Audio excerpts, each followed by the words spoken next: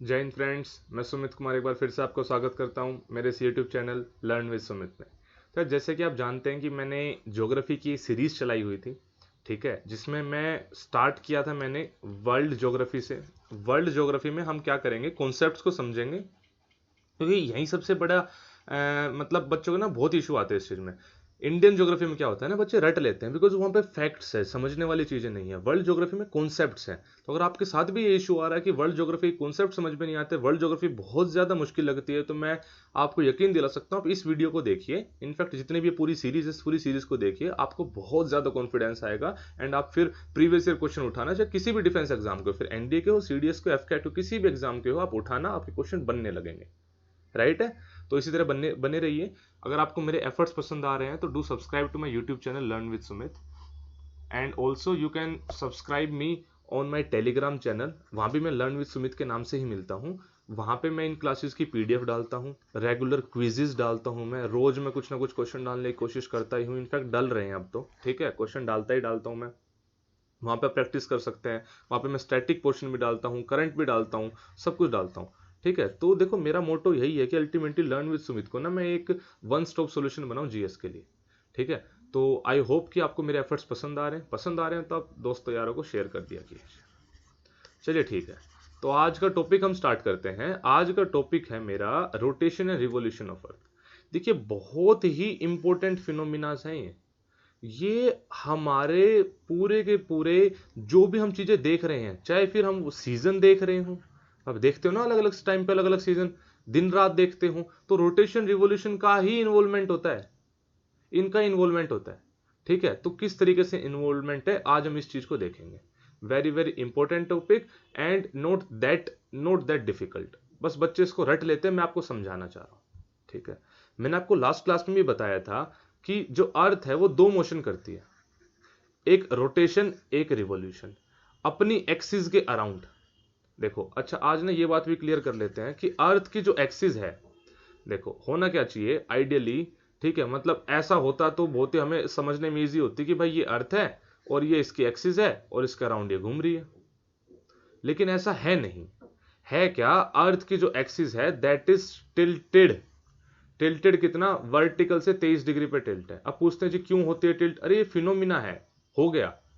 अब तो फिर ऐसे वही है कि अर्थ की शेप ऐसी क्यों है, मतलब वही बात है कि देखो इस पे थ्योरीज बहुत ज्यादा है, लेकिन आपके समझने के लिए आपको पीएचडी तो करनी नहीं है, आपके समझने के लिए इतना है कि अर्थ की एक्सिस टिल्ट है 23.5 डिग्री से। क्यों है, ज्योग्राफिकल फिनोमिना है, ऐसा हो गया। फिर ऐसे तो सारे देखो ना भाई, सारी बात ये है कि ना अब इक्विलिब्रियम बना हुआ है, इक्विलिब्रियम एक मेंटेन हो चुका है, वही इक्विलिब्रियम अब चल रहा है। ठीक है, तो उस इक्विलिब्रियम में अर्थ की पोजीशन ऐसे है कि वो 23.5 डिग्री से टिल्ट है। देखो ये वाली फिगर बिल्कुल परफेक्ट है, ये होना चाहिए वर्टिकल एक्सिस आइडियली। ठीक है, लेकिन ऐसा ना हो कि जो अर्थ की जो एक्सिस है that is this is the axis, and ये जो एंगल है ये 23.5 डिग्री का एंगल है। अप्रोक्सीमेटली थोड़ा बहुत चेंज होता रहता है। तो अर्थ एक्चुअली में थोड़ी सी टेढ़ी है एंड फिर ऐसे ऐसे रोटेट करती है। मैंने बताया था अपनी एक्सिस के अराउंड जब भी वो रोटेट करे that would be termed as rotation motion of the earth. अपनी एक्सिस के अराउंड जो रोटेट कर रही है, टेढ़ी है और रोटेट कर रही है, राइट है। अब यही टेढ़ी अर्थ सन के, दिस इज सन, यही टेढ़ी अर्थ सन के चारों तरफ रिवॉल्व कर रही है। सन के चारों तरफ वाले मोशन को मैंने बताया था रिवॉल्यूशन मोशन। तो अब आप इमेजिन करो सिचुएशन को, अर्थ टेढ़ी है एंड ऐसे रिवॉल्व कर रही है। अर्थ टेढ़ी है और अपने टिल्टेड एक्सिस के साथ अपने एक्सिस पे रोटेट कर रही है, वो भी टिल्टेड, एंड बीच में क्या है, बीच में आपको दिख जाएगा सन, और सन के अराउंड वो रोटेट कर रही है। ये बस इतनी सी फिगर आप इमेजिन करो, ये बहुत सारे कॉन्सेप्ट क्लियर करेंगे आपके, बहुत ज्यादा कॉन्सेप्ट क्लियर करेंगे। कल मैंने आपको बताया था कि जो अर्थ का जो रोटेशन मोशन है that is responsible for days and nights, याद है ना, पहले वाली क्लास में बताया था। तो भाई मैंने इसको समझाने के लिए इस बार ये फिगर डाल दिया, this is sun, this is earth. भाई जहां पे सन रेज पड़ रही है, जिस पोर्शन पे, ये जो आपको थोड़ा सा व्हाइटिश पोर्शन दिख रहा है, यहां पे डे होगा, और जिस पीछे वाले हिस्से पे, इससे पीछे जो यहां पे नहीं पड़ रही है, यहां पे नाइट होगा।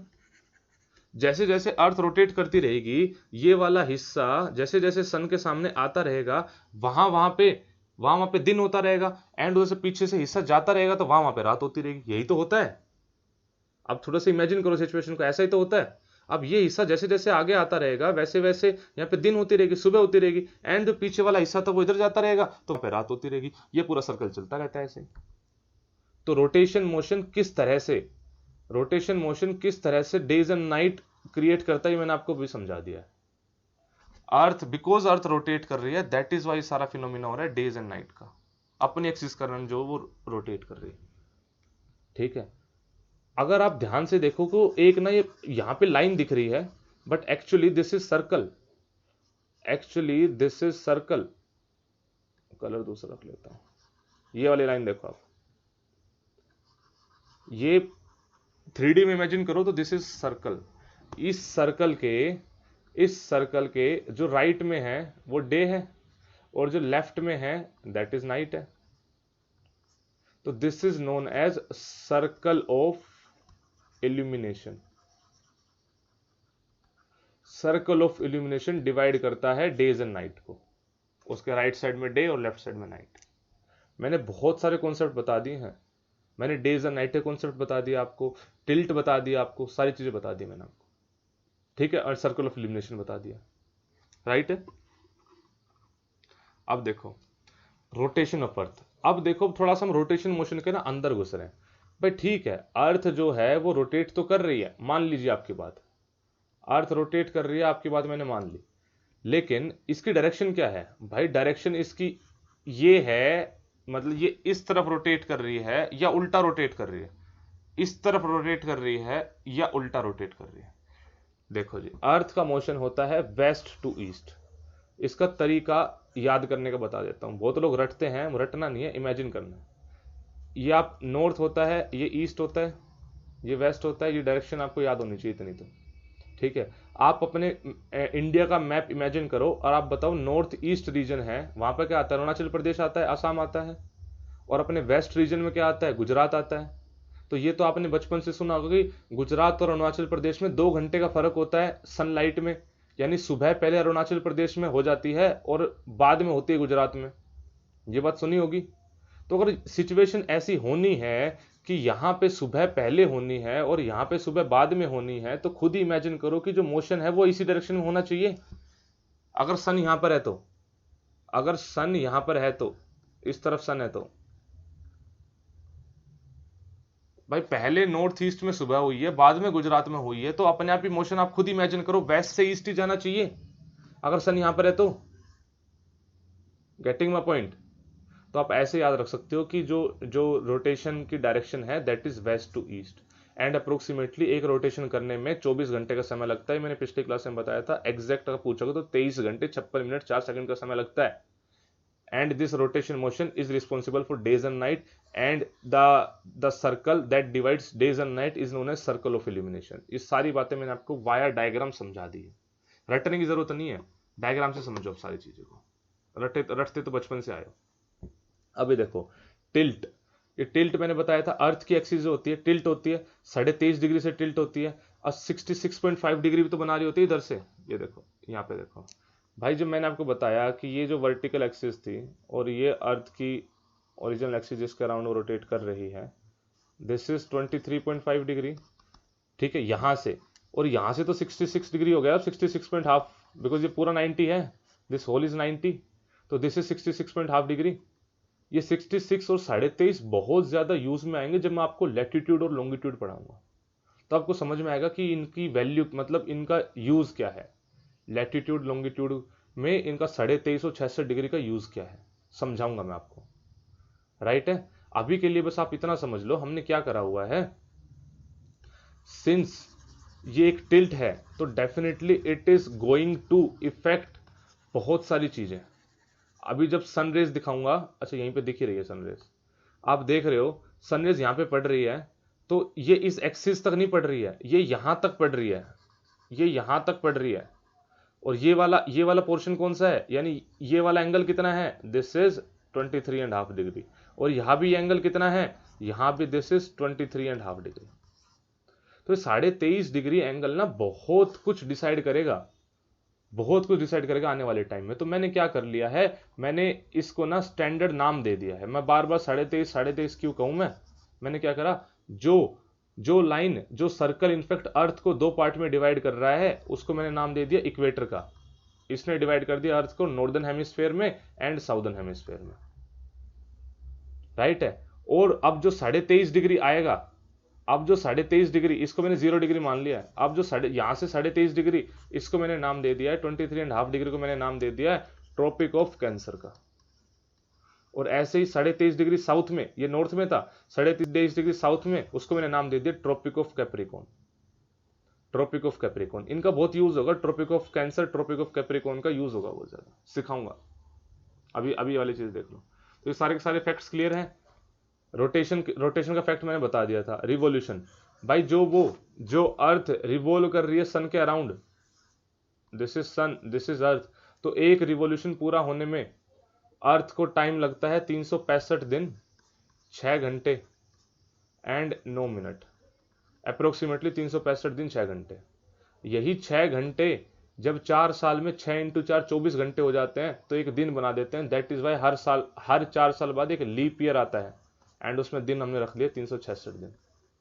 ये 6 घंटे 4 बार मिलके 6 घंटे 4 बार मिलकर बना रहे हैं लीप ईयर, बिकॉज अर्थ की रोटेशन में जो टाइम लगता है that is 65 days and 6 hours approximately. तो 6 घंटे 4 बार करके लीप ईयर बन गया हो। क्लियर हुई बात? ये चीजें अभी तक आपने रटी होगी, अब आप इनको समझो। भाई मैंने जैसे कि बताया, जो अर्थ है अपनी एक्सिस पे टिल्ट होती है, ऐसा ही जो मून है, मून भी अपनी एक्सिस पे टिल्ट है। मून भी अपनी एक्सिस पे टिल्ट होता है। जो मून की खुद की एक्सिस का टिल्ट है दैट इज 6.68 डिग्री, जो खुद की एक्सिस पे वो टिल्ट है वो। लेकिन फाइनली ये देखो, अर्थ की हॉरिजॉन्टल एक्सिस ये रही,